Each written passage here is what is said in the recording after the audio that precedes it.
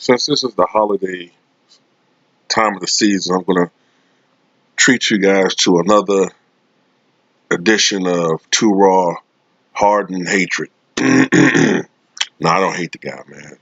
I dislike him as a basketball player immensely. I don't hate the guy.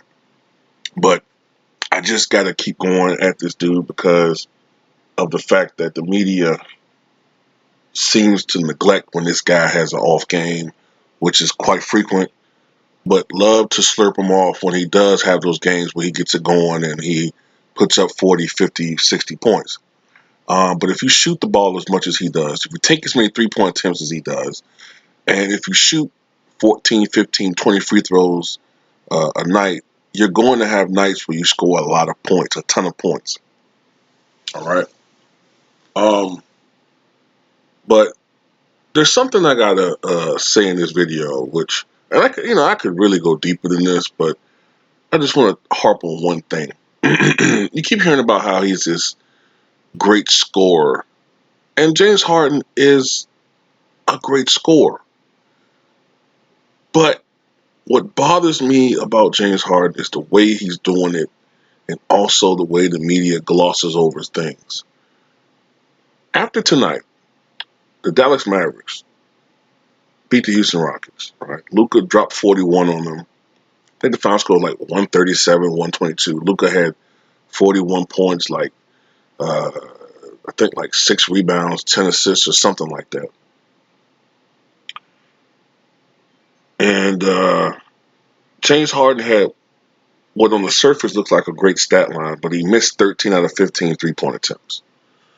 And that's what I want to talk about. I think as an outside shooter, when you consider the rules and how they're so heavily slanted toward offensive players, in particular, offensive perimeter players, size up guys, freedom of movement rule, the way defenders are handcuffed now. When you look at the fact that after tonight's game, James Harden is shooting 33.8% from beyond the three-point range. He's very overrated as an all-time great three-point shooter. Very overrated. He's a volume shooter. All right? I just want to name some guys. I'm just going to name some guys through history that are better three-point shooters than this guy. All right? Significantly better. Dirk Nowitzki, for one. Dirk Nowitzki played 21 seasons in the NBA. Right? For Dirk's career, he was, let's see, 38% from three-point range. Dirk had 4 seasons, where he shot over 40% from three-point range during the year. Larry Bird. Larry Bird played for 13 seasons. And in those 13 seasons, almost half of those seasons, 6 times, Larry Bird shot 40% or better from three-point range. Okay? Move on to Reggie Miller.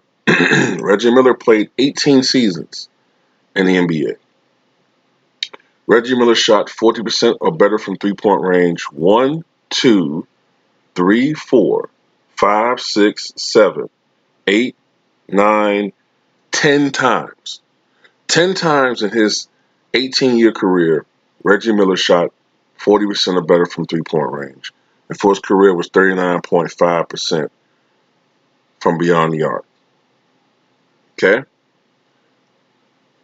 Ray Allen. Let's go to Ray Allen. Ray Allen played also 18 seasons for his career, and he shot 40% or better from three-point range 1, 2, 3, 4, 5, 6, 7, 8 times. 8 times in his career, he shot 40% from three-point range or better, and shot 40% for his career exactly. I'm going to keep going. Glenn Rice. Glenn Rice was, until I saw Steph Curry, was the greatest burst shooter I've ever seen in my life. And Glenn Rice played, let's see, 15 seasons. And in his career, he shot from 3-point range 40% or better. Let's see, one, two, three, four times. Toward the end of his career, he started having weight issues and it kind of affected his shot. But four times in his career, he shot 40% from 3-point range or better. And one year, he shot 47% from 3-point range, which is insane. And he shot 40% from 3-point range for his career. Let's go a little bit more modern, right? Let's go with guys who are still playing. Klay Thompson. Klay Thompson, of course, is injured. But for his career, Klay Thompson is a career 42% three-point shooter. And every year of his career, he's shot at least 40% from three-point range. Klay is one of the greatest three-point shooters in the history of the NBA. And the guy that's the greatest three-point shooter in the history of the NBA, Steph Curry. Let's go to Steph. Steph has shot from three-point range 40% or better every year as well. Well, this year he hasn't in a small sample size, but 1, 2, 3, 4, 5, 6, 7, 8, 9, 10. 10 straight years, Steph Curry has shot well over 40% from three-point range. All right? The greatest three-point shooter in history of the NBA. Let's go to Peja Stojakovic. Going to Peja. Peja played a long time in the NBA. He played 13 seasons. And Peja, for his career, was 40.1% from three-point range.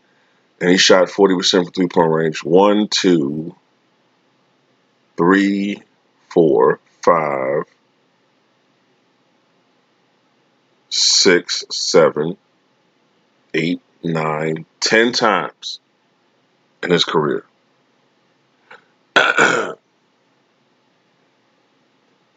So these are some of the all-time great three-point shooters. I'm trying to think of some other guys that come to mind. I'm gonna look up Dennis Scott. Dennis Scott, one of the first guys to really utilize that three-point line as a weapon. One of the first guys to really do it. And for his career, he was 39.7% from three-point range. Dennis Scott played from 1990 to 2000, so a 10-year career. He shot 40% or more from three-point range. 1, 2, 3, 4. No, 3 times. He did 3 times. All right, of course. So the point being of this video, the 40% threshold is seen as the mark for elite three-point shooting. That used to be the mark, and that used to be kind of like the upward ceiling for most guys. But now that we have these rules that have helped shooters, we now see guys shooting a little bit higher than 40%. That's why I always say that I think 20 years ago, guys like Klay and Steph would shoot a little bit lower percentage, but they still would be marksmen. You know what I'm saying? And conversely, that's why I say that guys like Reggie Miller, Ray Allen in their prime, Page in their prime, these guys would probably be shooting well over 40% in this era. But the fact that, and even Michael Jordan, albeit it was when the line was pushed in, Michael Jordan had a season shooting 40% from three-point range, 95, 96. The fact that James Harden, with all of these rules slanted in his favor, all these rules, and he still has not had 1 year shooting 40% from three-point range. Not one. In fact, his three-point accuracy has been dropping.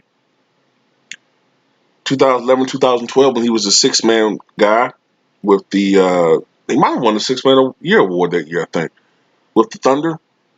He shot 39% from three-point range and 49% from the floor. But since he's joined the Houston Rockets, of course, when you shoot more, your percentage is going to drop, of course. but his efficiency from the 3-point line is starting to really go down. Like I said, like right now he's 33.8%. That's not very good, especially considering this era. Um, Shot selection is everything, and sometimes James Harden does not take good shots, especially with the step back. His step back travel, I mean step back 3-point shot. I think teams are really starting to. That kind of indicates that teams are really starting to lock down on that. Guys are really starting to, defenses are really starting to key in on him a little bit better. And while he still is gonna put up big numbers.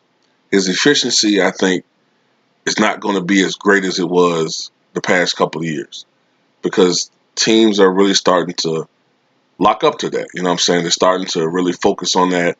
And that's why you got guys complaining. That's why you got, him complaining about guys D'ing him up. I mean, how much of an advantage do you want? You know what I'm saying? Defensive players are handcuffed already, enough as it is. You're able to do so many things with the basketball. There are travels that you wouldn't have gotten away with uh, just 10 years ago.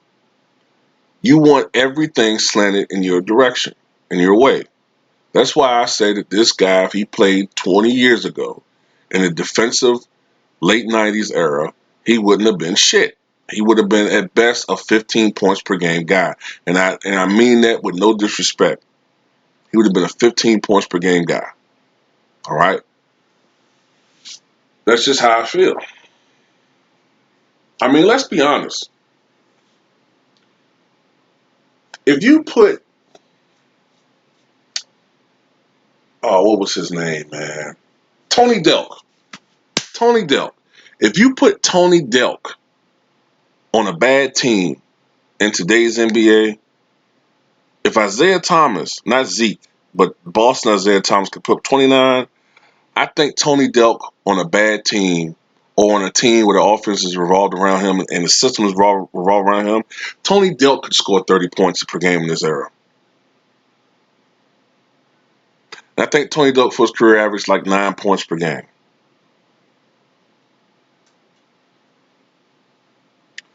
So that's pretty much it, man. I think that James Harden is a great scorer, but he goes about it the wrong way. And the way the Houston Rockets are playing, they're not going to be victorious. They're not going to. Um, they're not going to the. They're not going to the finals. And right now, the Dallas Mavericks have overlapped them as far as Western Conference standing. And the chemistry on this team has to be. Players can't enjoy playing with this guy, man. They can't enjoy playing with James Harden at this point. And let me be fair. Russell Westbrook also is not playing all that well. Defensively, this team is being exposed, and Russell Westbrook is being exposed as an overrated defensive player. And it's coming from a Russell Westbrook fan. All right, he's being exposed as an overrated defensive player.